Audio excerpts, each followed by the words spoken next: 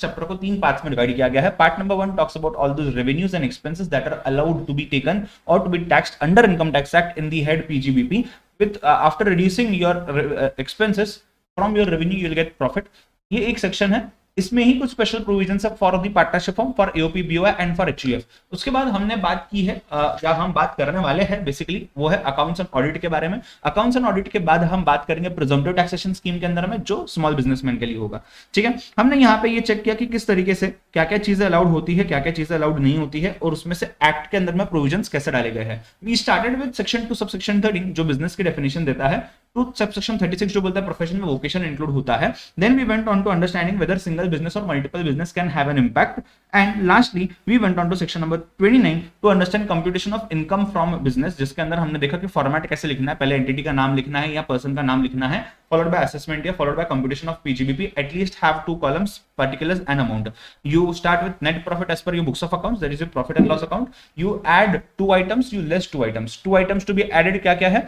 Income taxable but not credited to profit and loss account. Expenses not allowed either under this head or under income tax act but debited to the profit and loss accounts, you add it back. उसके बाद less के अंदर हमने क्या देखा? Expenses allowed but not debited, so we'll debit it, and income not taxable either under this head or under income tax act but credited to the profit and loss account, will reduce it, therefore we'll get profit as per income tax act, that is your PGBP.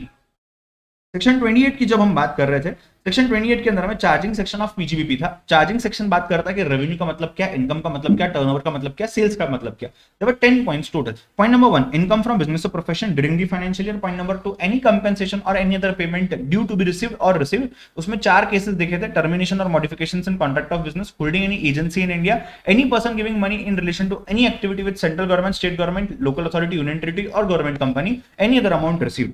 Then we went on to number 3 income from members of trade associations or professional associations। Fourth था export incentives. Export incentives के अंदर में 4 points थे फिर से। Import entitlement license था, cash assistance received by government under a scheme था, drawback of customs duty और एक्साइज ड्यूटी था, transfer of duty entitlement passbook scheme और सर्टिफिकेट था। Then we went on to number 5 जहां पे हमने देखा वैल्यू ऑफ एनी बेनिफिट और any perquisite arising from the business और प्रोफेशन।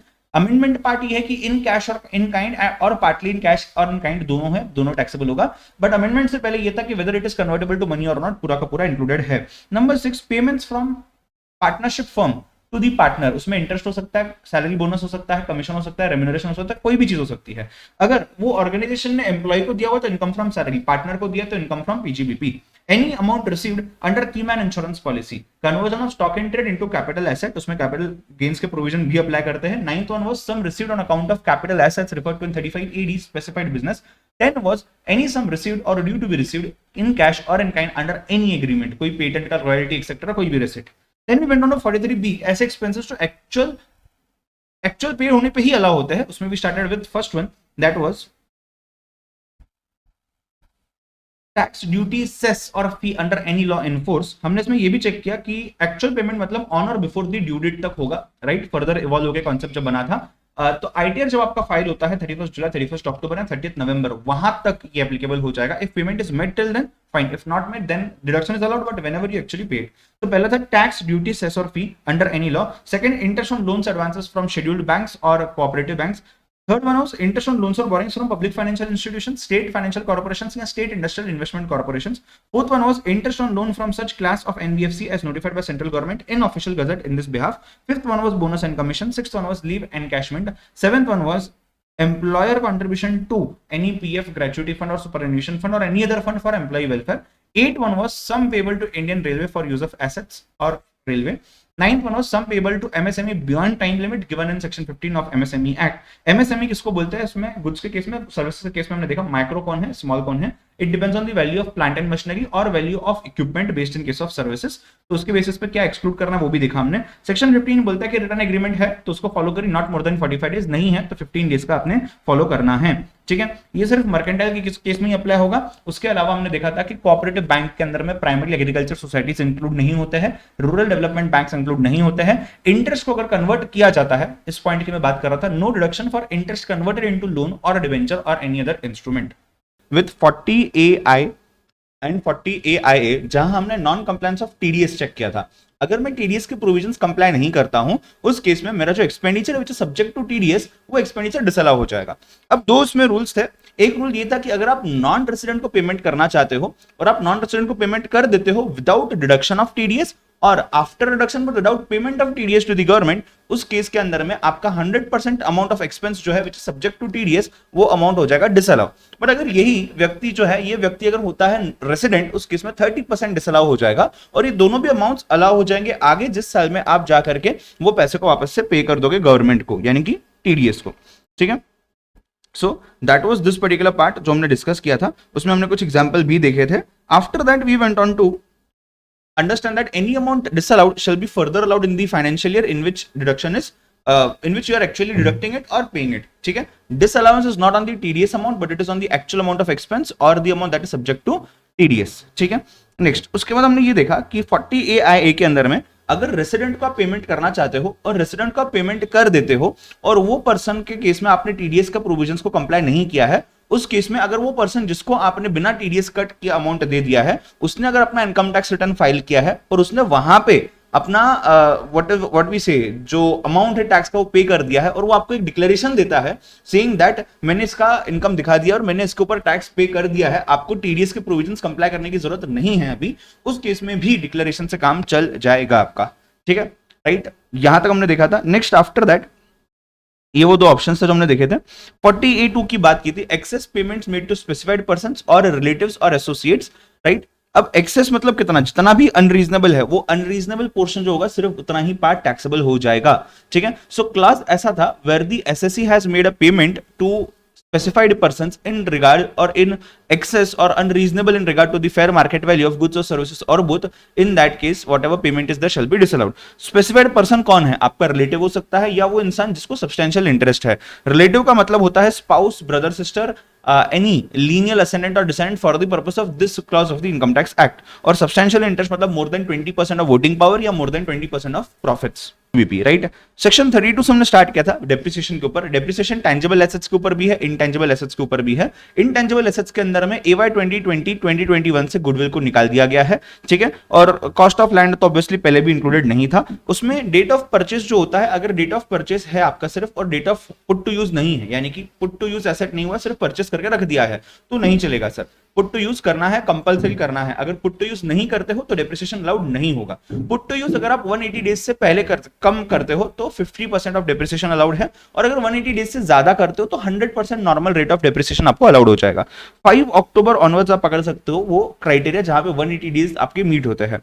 ओनरशिप के अंदर में हमने देखा ओनरशिप भी चलेगा, बेनिफिशियल ओनरशिप भी चलेगा, ज्वाइंट ओनरशिप भी चलेगा, बट कहीं भी कोई भी केस में एक से ज्यादा व्यक्ति सेम डेप्रिसिएशन को क्लेम नहीं कर सकता है। ठीक है, फिर हमने यूजेज की बात की कि यूजेज मैटर करता है but intention to use matter करता है। आप यूज करना चाहते थे बट आप कर नहीं पाए, फायर एक्सटिंग्विशर्स, ठीक है, आग लगी नहीं तो मैं यूज कैसे करूंगा। इन सभी केसेस के अंदर में हम क्या बोल सकते हैं कि asset is actually being put to use and it's ahead, you can go ahead with that. ठीक है, अगर मैं बात करता हूं तो depreciation for undertakings other than power generating units, उनके केस में हमने देखा रिटर्न ऑन वैल्यू पे होता है, ब्लॉक ऑफ एसेट्स पे होता है, उसका हमने कंप्यूटेशन भी देखा क्या माइनस होना चाहिए क्या माइनस नहीं होना चाहिए। हमने उसके परसेंटेजेस भी देखे कि ब्लॉक्स कौन से होते हैं। तो टेंजिबल में बिल्डिंग का एक ब्लॉक होता है, बिल्डिंग के अंदर में 3 ब्लॉक्स होते हैं, रेसिडेंशियल 5%, नॉन रेसिडेंशियल 10%, टेम्पररी या वुडन स्ट्रक्चर्स जो होते हैं 40%। ठीक है, उसके बाद फर्नीचर 10% होता है। प्लांट एंड मशीनरी जो होता है उसमें 3 ब्लॉक्स थे, 4 ब्लॉक्स थे रादर। पहला ब्लॉक था in general plant and machinery 15%, दूसरा था motor car, motor vehicle etcetera 45%। दोनों में एक्सेप्शंस थे, एक्सेप्शंस 30% पे थे और एक्सेप्शंस 30% और 45% पे थे। पहले केस में 15 था, दूसरे केस में 30 था। फिर ब्लॉक 3 जो था energy saving devices 40%, computers etcetera. Block 4 जो है व्हीकल शिप्स एक्सेट्रा 20% था, राइट। अगर आपने एसेट को परचेस किया है और उसकी वैल्यू कैश के अंदर में 10,000 से ज्यादा है तो उसके ऊपर डेप्रिसिएशन अलाउड नहीं होगा। ठीक है, इन कैश में अगर किया हुआ है तो। अंडरटेकिंग्स अगर पावर जनरेटिंग यूनिट की बात करें तो आपके पास ऑप्शन है WDV का और SLM का। कब ऑप्शन है? Before filing the return of income for the first time. पहले बार एक बार चूज कर लिया, एवरी सब्सिक्वेंट ईयर में सेम फॉलो हो जाएगा। ठीक है, 50% of depreciation put to use for less than 180 days and उसके बाद एडिशनल डेप्रिसिएशन भी अवेलेबल होता है इस केस में। ठीक है, सो वो कब होगा? जब WDV फॉलो होगा तब ही होगा। टर्मिनल डेप्रिसिएशन हमने देखा, अगर आपको याद होगा तो, कि जो आपका WDV है, क्लोजिंग WDV, वो बच जाता है और एसेट चला जाता है, एसेट को सेल कर दिया गया है, उस केस में क्या हो जाएगा, टर्मिनल डिप्रिसिएशन करके चार्ज कर देंगे और सेम ईयर में तो STCL कर देंगे, ठीक है।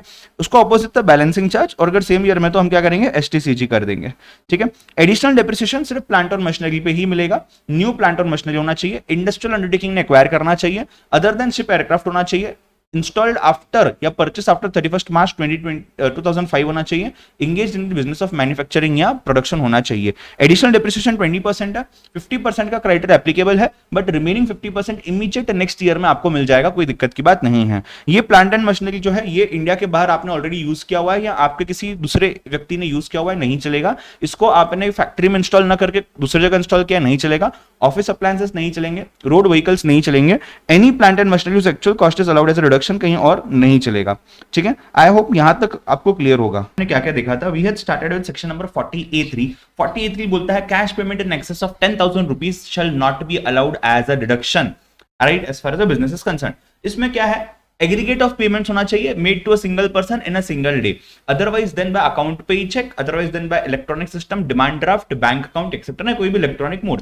अगर ये 10,000 से ऊपर जाता है 100% अमाउंट डिसअलाउ हो जाता है, ठीक है। जब मैं बोलता हूं कौन से सिस्टम्स चल सकते हैं इलेक्ट्रॉनिक में, क्रेडिट कार्ड चलेगा, डेबिट कार्ड चलेगा, नेट बैंकिंग चलेगा, IMPS चलेगा, UPI चलेगा, RTGS चलेगा, NEFT चलेगा, भीम चलेगा, आधार पे चलेगा, ये सब चीजें चल जाएगी, ठीक है। Next after that we went on to understand that GTA के केस में, गुड्स ट्रांसपोर्ट एजेंसीज के केस में ये 10,000 हो जाता है 35,000। उसकी मीनिंग भी हमने देख ली है क्यों होता है, किस केस में होता है, ऑपरेशंस फॉर प्लाइंग, हायरिंग और रिलीजिंग गुड्स कैरियजेस, ठीक है। If expenditure is booked in the previous year, से 22-23 में बुक किया हुआ है, इस साल उसका पेमेंट करना है और अभी पेमेंट कर रहे हो वायलेशन करके 40A3 का, तो वो एक्सपेंडिचर जो पिछले साल अलाउड था उसको भी इस साल इनकम मान लेना है, ठीक है। चलिए, ये सेक्शन जो है ये सिर्फ income from other sources and PGBP को ही अप्लाई करेगा। अगर पार्टली कैश ट्रांजेक्शन और पार्टली NEFT ट्रांजेक्शन है तो जो कैश वाला पार्ट है वो 10,000 के ऊपर नहीं होना चाहिए, टोटल की बात नहीं हो रही है, ठीक है। Then we went on to understand 40A3 उसको अप्लाई नहीं करेगा जो एक्सपेंस 30-37 यानी कि PGBP डिडक्शंस के लिए कवर नहीं होते हैं। जहां PGBP डिडक्शंस के लिए कवर होते हैं वहीं पे ये अप्लाई होगा। हम रूल 6DD की बात कर रहे थे, जो एक्सेप्शंस है 40A3 के लिए। अगर आप पेमेंट करते हो RBI को या किसी बैंकिंग कंपनी को, SBI को, कोई कोऑपरेटिव बैंक को, प्राइमरी एग्रीकल्चर क्रेडिट सोसाइटी को या प्राइमरी एग्रीकल्चर रिलेटेड बैंक्स को, LIC को, तो उस केस में अलाउड हो जाएगा पेमेंट, 10,000 से ऊपर रहा तो भी चलेगा। Payment made to government and rules for the same are framed, तो भी चलेगा। Payment made to bank for the purpose of letter of credit arrangement चल जाएगा। Payment made through a bank in case of a mail और a telegraphic transfer चल जाएगा। Book adjustment है एक बैंक अकाउंट से दूसरे बैंक अकाउंट में, उसी बैंक या किसी और बैंक में चल जाएगा। बिल ऑफ एक्सचेंज अगर है उस केस में भी चल जाएगा। Payment for purchase of agriculture और forest produce, livestock, meat, dairy etcetera, fish और related products, horticulture, apiculture etcetera, अगर ये कल्टीवेटर को, ग्रोवर को, प्रोड्यूसर को ऑफ सच पर्टिकुलर प्रोड्यूस हम दे रहे हैं तो भी चल जाएगा, कोई दिक्कत की बात नहीं है। कॉटेज इंडस्ट्री प्रोडक्ट्स जो होते हैं produced without aid of power covered है। Payment is made in a village in which date of such payment bank is not serving that particular area चल जाएगा। एम्प्लॉयर ने एम्प्लॉय को या एम्प्लॉय के लीगल हायर को डेथ के समय, रिटायरमेंट के समय, रेजिग्नेशन के समय, डिस्चार्ज के समय कोई ग्रेचुइटी, रिट्रेंचमेंट या कोई भी चीज दी है 10,000 से ज्यादा बट अप टू 50,000 कोई दिक्कत नहीं, चल जाएगा, ठीक है। बैंक स्ट्राइक का क्लॉज पहले हुआ करता था, अभी नहीं है। Payment to employ after deducting TDS, और वो अगर टेम्पररी पोस्टेड है किसी शिप पे या किसी और जगह पे for a period of more than 15 days और वहां पे बैंक अकाउंट नहीं है उसका उस जगह पे या उस शिप के अंदर में, तो इस केस में भी चल जाएगा, ठीक है। Then payment made to an agent who is required to pay in cash on our behalf and payment by authorized dealer for the purpose of purchasing foreign currency, ये सब केसेस में चीजें अलाउड हो जाएगी, right. This disallowance is not applicable to loan transactions, but interest payment अगर 10,000 से ऊपर हो रहा है कैश के अंदर में तो प्रॉब्लम है। परचेस फ्रॉम कमीशन एजेंट्स चल जाएगा। हमने एक बढ़िया सा क्वेश्चन सॉल्व किया था इफ यू रिमेंबर। उसके बाद हम गए थे सेक्शन नंबर 30 में। सेक्शन 30 के अंदर बात करी थी हमने बिल्डिंग की। बिल्डिंग के अंदर में रेंट, रेट्स यानी कि टैक्सेस, रिपेयर्स और इंश्योरेंस की हमने बात की थी, राइट। जब मैं रेंट की बात करता हूं या रेट्स की बात करता हूं, रिपेयर्स, इंश्योरेंस की बात करता हूं, अगर ये फुल्ली बिजनेस पर्पस के लिए 100% अलाउड है, बट अगर ये पार्टली बिजनेस पर्पस के लिए है तो पार्टली ही अलाउड होगा। रेंट के केस में notional rent only gets covered and allowed in case of partnership form paying to the partner for the purpose of property rent, ठीक है। रिपेयर्स के केस में कैपिटल रिपेयर्स ओनर के लिए ऐड हो जाएंगे कॉस्ट में, उसके ऊपर डिप्रिसिएशन मिलेगा। टेनेंट के केस में डिप्रिसिएशन मिल सकता है, बट अगर ये करंट है यानी कि रेवेन्यू है तो ओनर के केस, टेनेंट के केस में, दोनों के केस में अलाउड है। तो रेवेन्यू रिपेयर एक्सपेंडिचर अलाउड है। टैक्सेस की बात करें तो 43B फॉलो हो जाएगा। एक्चुअल में पे की है म्युनिसिपल टैक्सेस तो ही चलेगा, अदरवाइज ये अलाउड नहीं है। 31 में हमने बात की थी प्लांट मशीनरी एंड फर्नीचर की। प्लांट मशीनरी एंड फर्नीचर जो होते हैं इसके केस में हमने देखा था कि अगर कैपिटल रिपेयर्स है तो कॉस्ट में ऐड होगा, डिप्रिसिएशन अलाउड होगा। बट अगर रेवेन्यू रिपेयर्स है, भले वो इंश्योरेंस हो या रिपेयर्स हो, अलाउड हो जाएंगे। Rent paid for such assets shall be not allowed but allowed under section 37(1) rent वाला केस, क्योंकि यहां पे रेंट की बात नहीं होती, बिल्डिंग के केस में रेंट की बात हो रही थी। एक्यूमुलेटेड रिपेयर्स भी जो है यहां अलाउड नहीं होते हैं, 37(1) के अंदर में अलाउड हो जाते हैं। 43 के अंदर हमने देखा कि अगर एक्सचेंज रेट फ्लक्चुएशन हो रहा है, cost of the purchase of asset and while you can say paying the amount for it, तो जो भी एडलेस होगा फ्लक्चुएशन उसको हमने एडलेस करना है एसेट के कॉस्ट के अंदर में, जो भी एसेट का एक्चुअल कॉस्ट होगा उस कॉस्ट के अंदर में, ठीक है। Then we went on to 33AB and 33ABA। 33AB बात करता है deduction in case of tea, rubber, coffee development. 33AB बात करता है साइट रिस्टोरेशन फंड के बारे में। 33AB बोलता है कि अगर आपका कोई बिजनेस है, वो बिजनेस है growing and manufacturing tea, rubber या कॉफी इन इंडिया, उस केस में आपको नाबार्ड के स्पेशल अकाउंट में या फिर deposit account of a particular scheme of the board में before expiry of 6 months from the end of the financial year या before filing the return before the due date whichever is earlier, इसमें आपने deposit करना है। अगर आप ऐसा करते हो तो जितना भी अमाउंट आपने डिपॉजिट किया है मैक्सिमम 40% ऑफ प्रॉफिट तक उसको हम डिडक्शन अलाउ करेंगे। साइट रिस्टोरेशन फंड में आपका बिजनेस एक्टिविटी होना चाहिए एक्सट्रैक्शन और प्रोडक्शन ऑफ पेट्रोलियम और नेचुरल गैस, एग्रीमेंट होना चाहिए सेंट्रल गवर्नमेंट के साथ। एसबीआई का स्पेशल अकाउंट या इस स्कीम के हिसाब से स्पेशल अकाउंट जो है वहां पे before the end of the previous year अगर आपने अमाउंट डिपॉजिट किया है तो मैक्सिमम 20% ऑफ द प्रॉफिट तक आपको उसको डिडक्शन मिल जाएगा। अगर आपने ये अमाउंट जो डिपॉजिट किया हुआ है इसको विड्रॉ कर लेते हो आप और उसको यूटिलाइज करते हो for purchase of plant and machinery, office equipment etcetera के लिए, या office appliances except computers, plant and machinery जहां पर रिडक्शन दूसरे सेक्शन में अलाउड है, या new plant and machinery specified, तो उस केस में जो भी डिडक्शन था उसको रिवर्स किया जाएगा, उसको इनकम माना जाएगा। अगर आपने अमाउंट विड्रॉ कर लिया ड्यूरिंग बिजनेस कंटिन्यूएंस तो उसको टैक्स किया जाएगा। In year it is withdrawn provided it is not utilized. अगर यूटिलाइज्ड तो कोई दिक्कत नहीं है। आपने you can say business close कर दिया तो 33AB के अंदर में बिजनेस क्लोज या फर्म डिसॉल्व हो जाती है तो उस केस में टैक्सेबल होगा, बाकी केसेस में टैक्सेबल नहीं होगा। 33ABA के अंदर में आपने उसको रिड्यूस करना by the amount given by the central government and accordingly उसको आपने क्लोज कर देना है। हमने यहाँ पे हमारे नोट्स में से काफी चीजें फटाफट से देख ली थी, जैसे कि बिजनेस के अंदर में रिकरिंग इकोनॉमिक एक्टिविटी होना इंपॉर्टेंट है for the purpose of fitting in the definition of a business. फिर प्रोफेशन के साथ साथ हमने वोकेशन देखा था, प्रॉफिट मोटिव वाला वर्ड देखा था। Then we went on to after that कि अगर कोई ऐसा अमाउंट है जिसको सेल करने के बाद कैपिटल गेन्स के अंदर में जाना पड़ता है तो उसको यहां पे टैक्स नहीं करेंगे, वो एक्सेप्शन में देखा था हमने। अगर आपको कोई पर्टिकुलर पैसा दिया जा रहा है गवर्नमेंट के द्वारा literally for the purpose of Montreal protocol के हिसाब से डिप्लीटिंग ओजोन लेयर को प्रोटेक्ट करने के लिए, तो ये भी पीजीबीपी में नहीं आएगा, ठीक है। अगर असेसिंग ऑफिसर सेटिस्फाइड नहीं है आपने जो भी एक्सपेंसेस क्लेम किए उससे, तो वो BJA कर सकता है, best judgment assessment under section 144। Notional profit हमने देखा कि हम खुद से अपने आप से बिजनेस नहीं कर सकते, सो नोशनल प्रॉफिट की बात नहीं आती है। उसके बाद हम गए थे 176(3)A एंड 176(4) के अंदर, जहां हमने ये देखा था कोई पैसा आपने बिजनेस डिसकंटिन्यू करने बाद रिसीव किया है तो उसको उसी ईयर में टैक्सेबिलिटी के लिए लगा देना है, उसी ईयर में उसको इनकम माना जाएगा जब उसको मिला गया है। Next, treatment of lottery held stock in trade. अगर आपके पास आपने लॉटरी परचेज किया कोई लॉटरी ऑपरेटर से, आप डिस्ट्रीब्यूटर हो, आपने परचेज किया 100, आपने सेल की 70, जो बचे हुए 30 है आपके स्टॉक में और आपकी लॉटरी लग गई, तो इसको भी क्या माना जाएगा, पीजीबीपी माना जाएगा, ठीक है। नेक्स्ट कुछ जनरल रूल्स हमने देखे थे, अगर आपको याद होगा तो इसका हमने छोटा सा समरी भी बनाया था। जनरल रूल्स के अंदर में हमने बांटा था एक्सपेंस को कैपिटल और रेवेन्यू के हिसाब से। कैपिटल कभी भी अलाउड नहीं होगा बट उसके ऊपर डेप्रिसिएशन अलाउड हो जाएगा। रेवेन्यू जो है ये स्पेसिफिकली डिसअलाउड भी हो सकते हैं, जनरली अलाउड भी हो सकते हैं। स्पेसिफिकली डिसअलाउड होगा तो एक प्रॉपर डिसअलाउंस आ सकता है या कंडीशनल हो सकता है कि एक्चुअल पेमेंट करिए तो अलाउ हो जाएगा 43B के अंदर में, अदरवाइज उसके अलावा केसेस में देखा जाए तो अलाउड है। उसके अंदर हमने 6 पॉइंट्स देखे। पहला तो कैपिटल रेवेन्यू था, दूसरा था expenditure of non assessable business, business ही एसेस नहीं हो सकता तो एक्सपेंडिचर तो एसेस नहीं होगा। Expenditure must relate to the business of the assessing, अगर उसके अलावा कोई है तो अलाउड नहीं होगा। एंटिसिपेटेड लॉस नहीं चलेगा, अकाउंटिंग स्टैंडर्ड्स वगैरह में चल सकता है, यहां प्रोविजंस नहीं चलते हैं। नोशनल एक्सपेंडिचर नहीं चलता है। बर्डन टू प्रूफ या burden of proof, onus to proof lies with the assessee. Assessee नहीं अगर प्रूव कर पाया कि उसका एक्सपेंडिचर है एक्सेट्रा एक्सेट्रा तो ये एक्सपेंडिचर नहीं माना जाएगा, ठीक है।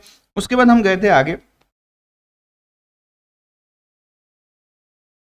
हम गए थे स्लम सेल में। स्लम सेल क्या होता है कि हम इंडिविजुअल एसेट्स नहीं सेल करते, पूरे बिजनेस का एक ही भाव लगाते हैं, एक ही लमसम वैल्यू बनाते हैं और उसको हम सेल कर देते हैं उस वैल्यू पे, ठीक है। देन उसके बाद we went on to I guess actual cost. Actual cost के अंदर में हमने देखा कि अगर इंटरेस्ट है, आपने एसेट को पुट टू यूज कर दिया है और उसके बाद इंटरेस्ट आ रहा है तो उसको अलाउ करेंगे एक्सपेंडिचर। बट आपने अगर एसेट को पुट टू यूज किया हुआ है, उससे पहले ही इंटरेस्ट पे किया हुआ है, तो इंटरेस्ट को कॉस्ट में ऐड करना है और उसके ऊपर कुल मिलाकर के डेप्रिसिएशन लग जाएगा। सब्सिडी आ रही है गवर्नमेंट से तो उसको माइनस किया जाएगा। जीएसटी अगर है प्राइस में तो प्राइस में नहीं रहेगा, जीएसटी को प्राइस से निकालना है, जीएसटी के ऊपर आईटीसी मिल जाएगा, ठीक है। Next, building use for personal purpose subsequently putted into business. उस केस में क्या करेंगे, उसको इस तरीके से रिड्यूस करेंगे, ये अज्यूम करके कि इसको बिजनेस के लिए स्टार्टिंग से यूज किया गया था, जो डेट ऑफ कन्वर्जन है उसके डेट पे जो रेट ऑफ डेप्रिसिएशन है उसको नोशनल डेप्रिसिएशन करके माना जाएगा।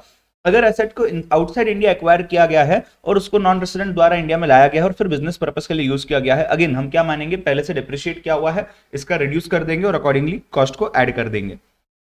अगर 35 ईडी का बिजनेस है तो वहां पे आपने रिडक्शन ले लिया है तो यहाँ पे कॉस्ट निल लेना है, उसके ऊपर डिप्रिसिएशन नहीं आएगा। इन्वेंट्री को कैपिटल एसेट में अगर कन्वर्ट किया तो फेयर मार्केट वैल्यू को हमने यूज करना है। उसके बाद हमने आईसीडीएस की बात की थी 43AA के अंदर में, ज्यादा कुछ डिस्कशन नहीं किया था एज सच। 32 के अंदर हम गए थे, 32(2) के अंदर में अनएब्जॉर्ब डिप्रिसिएशन। अगर आपके प्रॉफिट्स इनसफिशिएंट है जो डिप्रिसिएशन नहीं सहन कर सके तो आप डिप्रिसिएशन को आगे कैरी फॉरवर्ड कर सकते हो। पहले तो इसी ईयर में आप दूसरे इनकम के साथ उसको सेट ऑफ कर सकते हो। दूसरा इनकम कैजुअल इनकम नहीं होना चाहिए, सैलरीज नहीं होना चाहिए, ठीक है। उसके अलावा अगर नहीं तो आप अगले साल कैरी फॉरवर्ड कर लीजिए, अगले साल यूज करिए इनडेफिनेट पीरियड के लिए, ठीक है। बिजनेस जो है ये वाला बिजनेस सेम कंटिन्यू है, इसकी जरूरत नहीं है, सेम एसएससी होना चाहिए। वो एसएससी क्या कर सकता है, वो एसएससी इस पर्टिकुलर अमाउंट को कैरी फॉरवर्ड कर सकता है। सेट ऑफ करने के लिए करंट ईयर का डिप्रिसिएशन पहले सेट ऑफ होगा, फिर brought forward losses set of होगा और फिर अनएब्जॉर्ब डिप्रिसिएशन सेट ऑफ होगा, ठीक है। रिटर्न फाइल करो नहीं करो फर्क नहीं पड़ता, आप कैरी फॉरवर्ड कर सकते हो। उसके बाद हमने बात की थी नेक्स्ट पॉइंट, मेरे ख्याल से 35 एडी के अंदर गए थे हम, नहीं सॉरी, साइंटिफिक रिसर्च देखा था हमने। सेक्शन नंबर 35 समरी पे आता हूं डायरेक्टली। सेक्शन 35 के अंदर में हमने देखा था कि आपका साइंटिफिक रेवेन्यू, साइंटिफिक रिसर्च जो एक्सपेंडिचर होता है ये इन हाउस भी हो सकता है, आउटसाइड ऑर्गेनाइजेशन भी हो सकता है। इन हाउस जो होता है उसकी बात करते हैं पहले। इन हाउस के अंदर में ये रिलेटेड टू योर बिजनेस होना चाहिए और साइंटिफिक भी होना चाहिए। अगर कैपिटल है तो लैंड पे नहीं मिलेगा, before commencement of the business है तो पिछले 3 सालों तक का मिल सकता है और जिस साल बिजनेस कमेंस हुआ उस साल इसको अलाउ किया जाएगा। After the commencement of business है तो जिस साल एक्सपेंडिचर इनकर हुआ उस साल अलाउ किया जाएगा। अगर रेवेन्यू की बात करता हूं मैं तो बिफोर या आफ्टर, अगर बिफोर कमेंसमेंट है तो salary excluding perquisites and materials चल जाएगा, only up to 3 previous years allowed है बिजनेस कमेंसमेंट के ईयर में। अगर रेवेन्यू की बात करता हूं उसमें आफ्टर की बात है तो अलाउड है जिस साल ये एक्सपेंडिचर हो जाएगा, ठीक है। In case if the assessee is engaged in biotechnology business तो 100% amount for scientific research shall be allowed as deduction provided agreement is done with the authority and capital expenditure does not involve expense of purchase of land and building. फिर outside the organisation की अगर हम बात करते हैं तो उसके अंदर हमने देखे थे 4 points. Approved association for scientific research purpose, national laboratory या आईआईटीज या universities for scientific research purpose, approved association for social science purpose या स्टैटिस्टिकल साइंस पर्पस या स्टैटिस्टिकल रिसर्च पर्पस, या फिर approved Indian company for the purpose of new with the main objective of scientific research. उसी case में इसको माना जाएगा। ये बिजनेस रिलेटेड होगा नहीं होगा फर्क नहीं पड़ता, 100% अमाउंट अलाउड है। उसके बाद अगर आपने ये एसेट को उठा करके सेल कर दिया, जो एसेट साइंटिफिक पर्पस के लिए यूज किया गया है, तो ये समझना कि without using for the same purpose अगर होगा तो कॉस्ट के जितना पार्ट है उसको पीजीबीपी माना जाएगा और कॉस्ट के ऊपर जो कैपिटल गेन माना जाएगा। इसका एग्जांपल भी हमने देखा था, इफ यू रिमेंबर, यहां पे हमने एग्जांपल को प्रॉपर्ली नोट भी किया था। ये रहा, यहां पे हमने उसको नोट भी किया था कि अगर कॉस्ट 100 रुपीज है तो 100 रुपीज का रिडक्शन आ जाता है आपका। अब आपका जो सेलिंग है 250 का है तो 100 का जो रिडक्शन मिला उसको पीजीबीपी मानेंगे और बचा हुआ 150 जो है इसको कैपिटल गेन मानेंगे। उसके बाद हम लोग गए थे, अगर आपने एसेट को after use for other purpose sale किया है तो जब कन्वर्ट किया है साइंटिफिक रिसर्च से अदर पर्पस में तो उसका जो भी वैल्यू है उसको निल कंसिडर करना है और अभी उसको वैल्यू को जो भी आता है आपका सब्ट्रैक्ट करना है सेल वैल्यू को ब्लॉक में से। सेक्शन 35 एडी के अंदर में हम गए थे स्पेसिफाइड बिजनेस में। 7 स्पेसिफाइड बिजनेस थे। स्टार्ट हुआ था क्रॉस कंट्री ऑयल पाइपलाइन से 2017 में। उसके अलावा हर साल में लगभग 2-3 थे। 2009 में कोल्ड स्टोरेज फैसिलिटी था, स्टोरेज ऑफ एग्रीकल्चर प्रोड्यूस था। 2010 में होटल्स था और हॉस्पिटल था 100 बेड वाला और स्लम रीडेवलपमेंट था। 2011 में अफोर्डेबल हाउसिंग था और प्रोडक्शन ऑफ फर्टिलाइजर था।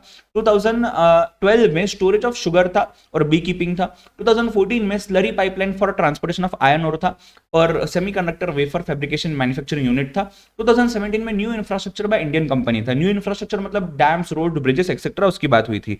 ठीक है, पाइपलाइन के अंदर में भी जो अलाउड है, पेट्रोलियम कॉमन कॉरिडोर के लिए होना चाहिए, कॉमन कैरेज के लिए होना चाहिए, पेट्रोलियम 1/4 होना चाहिए टोटल कैपेसिटी का और नेचुरल गैस 1/3 होना चाहिए टोटल कैपेसिटी का। कॉमन कंडीशंस कुछ थे, न्यू बिजनेस होना चाहिए, न्यू प्लांट एंड मशीनरी होना चाहिए, ऑडिट बाय चार्टर्ड अकाउंटेंट होना चाहिए, 100% रिडक्शन मिलेगा कैपिटल एक्सपेंडिचर के लिए, यूज इट फॉर 8 ईयर्स, आप 8 ईयर्स तक उसको यूज कर सकते हो। किया था by going to amortisation. Amortisation के अंदर में 2-3 अलग अलग सेक्शंस थे। पहला सेक्शन था 35ABB। 35ABB के अंदर में हमने देखा था सिर्फ कैपिटल एक्सपेंडिचर अलाउ होने वाला है और ये टेलीकॉम लाइसेंस फी के लिए है। ये सिमिलर सेक्शन जो है वो 35ABA नाम से है, जो spectrum for the purpose of telecommunication के लिए होगा। ठीक है, पेमेंट एक्चुअली हो जाना चाहिए, ये पेमेंट बिफोर और आफ्टर कमेंसमेंट ऑफ बिजनेस हो सकता है। रेवेन्यू एक्सपेंडिचर यहां अलाउड नहीं है, रेवेन्यू एक्सपेंडिचर सेक्शन 37 में अलाउड है। अगर आप जो भी फीस पे करते हो for the purpose of getting the licence या स्पेक्ट्रम, तो उसको कैपिटल एक्सपेंडिचर माना जाएगा और उसको for a period of the life of the licence, जितने पीरियड के लिए आपको लाइसेंस मिला हुआ है उतनी पीरियड के लिए इक्वल इंस्टॉलमेंट्स में निकाला जाएगा। ठीक है, अगर ये before the commencement of business है तो जिस ईयर में बिजनेस कमेंस हुआ है वहां अलाउ किया जाएगा, और after the commencement of business है तो जो भी केस में इसको एक्चुअली पे किया गया है उसको अलाउ किया जाएगा। जैसे कि यहां पे रिडक्शन मिल रहा है तो you need not go to depreciation, depreciation नहीं मिलेगा। अगर लॉस है या प्रॉफिट है अकॉर्डिंगली उसको ट्रीट किया जाएगा एज बिजनेस इनकम, और जितना रिडक्शन है उसके ऊपर का प्रॉफिट है तो उसको मान लिया जाएगा कैपिटल गेन्स। ठीक है, next we went on to after this section 35CCA, 35CCC and 35CCD। 35CCA के अंदर में हमने बात की थी कि अगर आप पेमेंट करते हो किसी अप्रूव्ड इंस्टीट्यूशन को या एसोसिएशन को और वहां से एक सर्टिफिकेट भी लेते हो, या कोई national fund for rural development या national urban poverty education fund eradication fund में अगर पैसा डालते हो, बेसिकली कोई भी रूरल डेवलपमेंट प्रोग्राम्स के लिए, तो वहां पे आपको रिडक्शन अलाउड हो जाएगा। पूरे इनकम टैक्स एक्ट के अंदर में सभी सेक्शंस के अंदर में, और यहां भी एक चीज कॉमन देखी थी कि डबल डिडक्शन कोई भी केस में अलाउड नहीं होने वाला है आपको, राइट। इसमें हमने एक और बात देखी थी कि मियरली अगर आपने पैसा डाल दिया है किसी अप्रूव्ड ऑर्गेनाइजेशन में और आपका पैसा इन्वेस्ट करने के बाद, पेमेंट करने के बाद पता चलता है कि यार उसका अप्रूवल गवर्नमेंट ने निकाल दिया है, तो मियर गवर्नमेंट का अप्रूवल निकालने से आपने जो पैसा दिया हुआ है वो डिसअलाउ हो जाएगा, ऐसा नहीं है। ठीक है, सिमिलर चीज है नोटिफाइड एग्रीकल्चर एक्सटेंशन प्रोजेक्ट के लिए 35CCC में, और 35CCD के अंदर में स्किल डेवलपमेंट नोटिफाइड प्रोजेक्ट्स के लिए दिया गया है। उसके बाद हम गए थे इंपॉर्टेंट पार्ट के लिए जो था अमोर्टाइजेशन ऑफ प्रिलिमिनरी एक्सपेंसेस। अगर इसका समरी देखा जाए तो कुछ इस तरीके से था। 35D बोलता है अमोर्टाइजेशन करना है प्रिलिमिनरी एक्सपेंस का, जिसमें project report, feasibility report, survey charges etcetera, legal charges for the purpose of MOA, AOA etcetera etcetera, registration fees for the purpose of companies act. तो जो भी रेसिडेंट्स है, भले वो इंडियन कंपनीज हो या फॉरेन कंपनी हो, बट रेसिडेंट या कोई भी इंसान हो, कोई भी व्यक्ति हो, कोई भी इंडिविजुअल हो, कोई भी फर्म हो, कोई भी एसएससी हो, इंडियन एसएससी हो, रेसिडेंट एसएससी हो, उनके लिए 5% ऑफ प्रोजेक्ट कॉस्ट आ जाएगा as amortisation, total project cost. अगर आप इंडियन कंपनी हो तो उस केस में 5% ऑफ प्रोजेक्ट कॉस्ट और the capital employed whichever is higher consider किया जाएगा। जो भी होगा 5% ही अलाउड होगा, और 5 इक्वल इंस्टॉलमेंट्स में 1/5 every year for a period of 5 years allow होगा। ये सिर्फ न्यू यूनिट्स के लिए है। न्यू यूनिट्स का डेफिनेशन एक्जिस्टिंग का एक्सटेंशन भी दिया गया है, और CA का यानी कि चार्टर्ड अकाउंटेंट का रिपोर्ट यहां पे रिक्वायर्ड है। After this I guess we went on to nothing but and very important section जो बात करता है सेक्शन 35DD अमालगमेशन वगैरह के केस में अगेन 1/5 देखा था हमने। उसके बाद हमने बात किया था VRS के केस में, अगेन 1/5 एक्सपेंडिचर था हमने देखा, राइट। 10-10C और 35DD में हमने देखा कि 10-10C के लिए कंडीशंस थे, 35DD के लिए कंडीशन एज सच नहीं है। उसके बाद हम गए 35E में और हमने बात की amortisation of expense for the purpose of prospecting और डेवलपमेंट ऑफ मिनरल्स। जहां कोई इंडियन कंपनी या कोई भी इंडियन रेसिडेंट एसएससी कोई मिनरल जो स्पेसिफाइड है 7th शेड्यूल में उसको प्रोस्पेक्ट कर रहा है या डेवलप कर रहा है, राइट। ये 4 इयर्स पहले तक या फिर इस साल में जिस साल कमेंस हुआ है ऑपरेशन, बट यहाँ पे साइट को एक्वायर करने का, डिपॉजिट्स ऑफ मिनरल को एक्वायर करने का, कैपिटल नेचर का कोई खर्चा या डायरेक्टली इनडायरेक्टली कोई दूसरे व्यक्ति ने खर्चा किया हुआ है, ये इंक्लूडेड नहीं है। इनके केस में चार्टर्ड अकाउंटेंट का ऑडिट होना है, और फॉर्म नंबर 3AE इलेक्ट्रॉनिकली आपको सर्टिफिकेट चाहिए चार्टर्ड अकाउंटेंट का, उसके बाद ये अलाउ हो जाएगा। 10 इक्वल इंस्टॉलमेंट्स यानी कि 1/10 एवरी ईयर फॉर 10 इयर्स आपको मिल जाएगा। अनएब्सॉर्ब्ड होगा तो अनएब्सॉर्ब्ड डेप्रिसिएशन जैसा प्रोविजन यहाँ पे लग जाता है। फिर हम 36 के अंदर में गए जहां बहुत सारे प्रोविजंस देखे।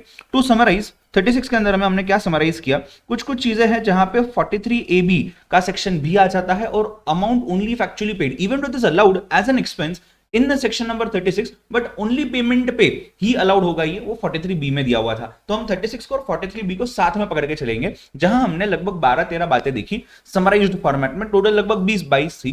पहला था insurance premium for the purpose of stock only if it is paid. Only paid मैंने लिखा हुआ है तो 43B वाला आ जाएगा लिंक करके। Then insurance premium for the purpose of health of employees, और ये भी सिर्फ पेड है। इसमें General Insurance Corporation of India जो गवर्नमेंट का है, और एनी अदर इंश्योरेंस जो अप्रूव्ड है IRDAI से, ठीक है। 99% अप्रूव्ड ही होते हैं, लगभग 100% ही आज के डेट पे अप्रूव्ड है। बोनस और commission paid to employees 43B लग जाएगा। Interest on borrowed capital 43B लग जाएगा। If you remember, interest on borrowed capital पे हमने बहुत सारा डिस्कशन किया था। अगर आप किसी दूसरे व्यक्ति को इंटरेस्ट दे रहे हो, फर्म के केस में अलाउड हो जाएगा PGBP एज अ पार्टनर के लिए, ठीक है। दूसरा SSC के लिए नहीं चलेगा। रिलेटिव को क्या 40A2 लग जाएगा, स्पेसिफाइड पर्सन पढ़ के आए हैं हम, राइट।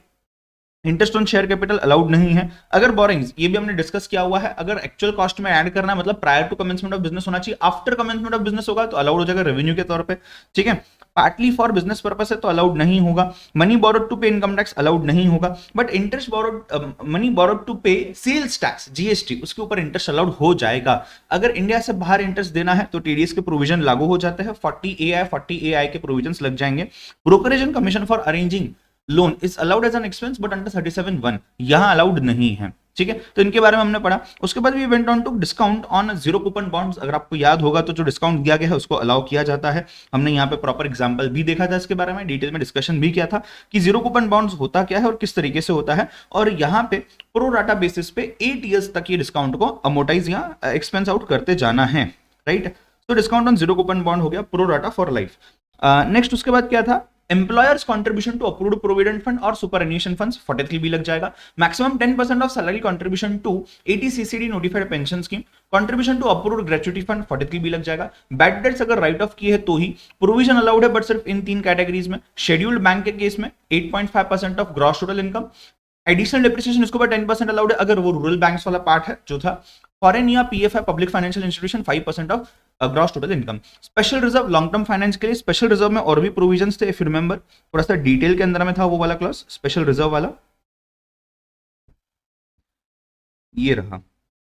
स्पेशल रिजर्व में कुछ स्पेसिफाइड एंटिटीज थे, उन्हीं एंटिटीज के केस में अलाउड होगा amount transfer to reserve 20% of profit derived from specified business for long term financing, twice the amount of paid up share capital and the general reserve. ऐसे कुछ conditions हमने देखे हुए थे, ठीक है। तो उसके बारे में यहाँ पे डिटेल में बात किया था हमने। नेक्स्ट उसके बाद हमने देखा था कि promotion of family planning company के केस में एप्लीकेबल होगा, रेवेन्यू एक्सपेंडिचर ही अलाउड होगा, कैपिटल अनअब्सॉर्ब के साथ जाएगा आगे 1/5 every year for 5 years. Securities transaction tax, commodities transaction tax paid किया गया है अगर तो ही, और वो भी तब जब आपका इनकम जो है ये PGBP में टैक्स होता है, कैपिटल गेन में होता है तो ये नहीं लगेगा, ठीक है। परचेस ऑफ शुगर केन अगर बाय कोऑपरेटिव सोसाइटी है for the purpose of manufacturing sugar है एट प्राइस लेस देन और specified maximum by the government of India तो ही काउंट किया जाएगा, अदरवाइज देन दैट इसको काउंट नहीं किया जाएगा, ठीक है। 37 सेक्शन के अंदर हम गए थे जहां हमने देखा था general clause for claiming the expenses, ठीक है। वहां हमने बात की 6 पॉइंट्स की। एक्सपेंस नोशनल नहीं होना चाहिए, expense Holi and exclusively business purpose के लिए होना चाहिए, प्रीवियस ईयर में ही इनकर होना चाहिए, पर्सनल नहीं होना चाहिए, कैपिटल के लिए नहीं होना चाहिए, कैपिटल एक्सपेंडिचर नहीं होना चाहिए बेसिकली, एंड लॉफुल होना चाहिए, प्रोहिबिशन नहीं होना चाहिए। इसको पहले चेक करेंगे, फिर हम स्पेसिफिक डिसअलाउंसेस जो देख करके आए हैं हम वहां जाएंगे, ठीक है। I think so this is what we had seen in the yesterday's section, and उसके बाद हमने स्टॉप किया था। अच्छा, एक और बात हमने पढ़ी थी, इक्वलाइजेशन लेवी अगर है तो 40AIB के अंदर में इसको डिसअलाउ किया जाएगा अगर आप इक्वलाइजेशन लेवी के प्रोविजंस फॉलो नहीं करते हो तो, ठीक है। तो इक्वलाइजेशन लेवी के प्रोविजंस आपने फॉलो करना है, is what we had seen over here, as good as TDS के प्रोविजंस के जैसा था। तो हमने इसमें ये देखा कि प्रिजम्प्टिव टैक्सेशन स्कीम क्या होता है, a scheme to benefit small tax payers, भले वो बिजनेस हो, प्रोफेशनल्स हो या GTA वाले कैटेगरी में हो, ठीक है। सो बिजनेस के लिए 44AD एप्लीकेबल है, प्रोफेशनल्स के लिए 44ADA सेक्शन एप्लीकेबल है, GTA गुड्स ट्रांसपोर्ट एजेंसी के लिए आपका 44AE सेक्शन एप्लीकेबल है, और इसके अलावा भी अदर्स है 43BB 43BBA etcetera, shipping aircraft वगैरह के केस में एप्लीकेबल है, वो आप CA में फाइनल में डिस्कस करने वाले हो। 44AD सेक्शन जो है ये प्रिजम्प्टिव टैक्सेशन स्कीम है for the purpose of businesses. हमने देखा कि ये उन बिजनेसेस के लिए है जो LLP नहीं है, मतलब सिर्फ रेसिडेंट इंडिविजुअल, रेसिडेंट HUF या रेसिडेंट पार्टनरशिप फर्म्स के लिए ही एप्लीकेबल है। इसके अलावा LLP का C गैप में LLP हो गया, कमीशन एजेंट नहीं चलेगा, GTA नहीं चलेगा, उसके लिए अलग से सेक्शन है, एजेंसी नहीं चलेगा कोई भी प्रकार का, प्रोफेशंस नहीं चलेगा बिकॉज उनके लिए अलग से वापस से सेक्शन है, ठीक है। अगर ये कैटेगरी में आप फिट बैठते हो तो आपका टैक्सेशन लग जाता है प्रिजम्पटिव टैक्सेशन स्कीम में, और यहाँ पे आपके रिसीट्स जो होते हैं, आपका जो टर्नओवर होता है, अगर आप नॉन कैश टर्नओवर की बात कर रहे हो तो नॉन कैश टर्नओवर अगर आपका होता है तो उसमें 6% ऑफ टर्नओवर पे लग जाएगा ये, ठीक है। और अगर आपका कैश टर्नओवर होता है तो ये 8% पे लग जाएगा। अगर आप 6 या 8% से कम दिखाना चाहते हो तो आपको अकाउंट्स मेंटेन करने पड़ेंगे as per 44AA and books of accounts audit करवाने पड़ेंगे एज पर 44AB, ठीक है। अगर आप इससे ज्यादा अर्न करते हो तो आपको ज्यादा दिखाना चाहिए आइडियली, और वो वॉलंटरी ऑप्शन है। ये कब लगेगा, जब आपका टर्नओवर जो है 2 करोड़ तक ही है, उसी केस में आप 44AD ऑप्ट कर सकते हो। बट अगर आपके 95% रिसीट्स जो है नॉन कैश में है तो आप 3 करोड़ का लिमिट अज्यूम करके चल सकते हो, ठीक है। उसके बाद हम आगे गए थे 44AD जो है, ये अगर आप ऑप्ट इन करते हो तो 5 इयर्स तक आपको कंटिन्यू करना है। अगर 5 इयर्स में आप इसको ऑप्ट आउट करना चाहते हो तो उसके बाद से 5 इयर्स आप इसको यूज नहीं कर सकते हो। We went on to 44AD, जहां हमने देखा कि सिर्फ और सिर्फ legal, medical, accounts, company secretary, interior designer, architect, engineer, जो अपने टेक्निकल कंसल्टेंसी, आईटी वाले लोग होते हैं, ये सब नोटिफाइड कैटेगरीज है, यहीं पे 44AD चलेगा। टर्नओवर 50 लाख तक होना चाहिए in all normal cases, 75 lakh हो जाएगा अगर 95% receipts are in non cash format. Profit जो है 50% ऑफ टर्नओवर, अगर इससे ज्यादा तो डिक्लेयर करिए, इससे लेस है तो अकाउंट्स एंड ऑडिट करिए, ठीक है। 44AD के अंदर में ऑप्ट इन आउट का कुछ क्राइटेरिया नहीं है। 44AE में हमने देखा कि अगर आप जीटीए हो, आप ओनर हो, आप हायर परचेस पे लेते हो और इसको सोनली जीटीए के बिजनेस के लिए यूज करना है तो ये आप यहां आ जाते हो। आप इसको ऑप्ट कर सकते हो अगर मैक्सिमम आपके पास 10 व्हीकल्स है। 10 से ज्यादा व्हीकल्स आप इसको ऑप्ट नहीं कर सकते, आप नॉर्मल कैटेगरी में चले जाएंगे, ठीक है। व्हीकल्स जो है ये अगर हैवी होती है तो 1000 पर टन पर मंथ, इससे ज्यादा है तो डिक्लेयर करिए, लेस है तो अकाउंट्स ऑडिट करिए। अगर हैवी नहीं है तो अदर केसेस में 7500 पर मंथ पर व्हीकल चलेगा।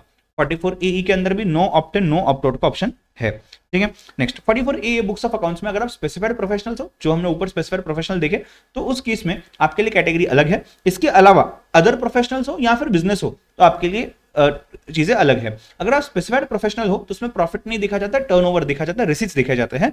अगर 1,50,000 तक है तो उतने बुक्स मेंटेन करिए जिससे आपके जो एओ है ये आपका प्रॉफिट या आपका इनकम कैलकुलेट कर सके। और अगर 1,50,000 से ज्यादा टर्नओवर है तो सभी स्पेसिफाइड बुक्स मेंटेन करिए जो आपको दिए गए, जैसे cash book, laser book, journal account and bills, inventory etcetera. अगर अदर्स की बात करें तो अगर ये टर्नओवर बेस्ड है या ये प्रॉफिट बेस्ड है, दोनों कैटेगरीज है, टर्नओवर और प्रॉफिट। अगर ये टर्नओवर है तो इंडिविजुअल एचईएफ के केस में 25 लाख का टर्नओवर ईयरली, अदर्स के केस में 10 लाख का टर्नओवर है। प्रॉफिट है तो इंडिविजुअल एचईएफ के केस में 2.5 लाख, राइट, और अदर्स के केस में ये 1.2 लाख हो जाएगा। अगर इससे एक्सीड करता है तो उतने अकाउंट्स मेंटेन करिए जो बोला गया है, नहीं एक्सीड करता है तो no need to maintain the books of accounts.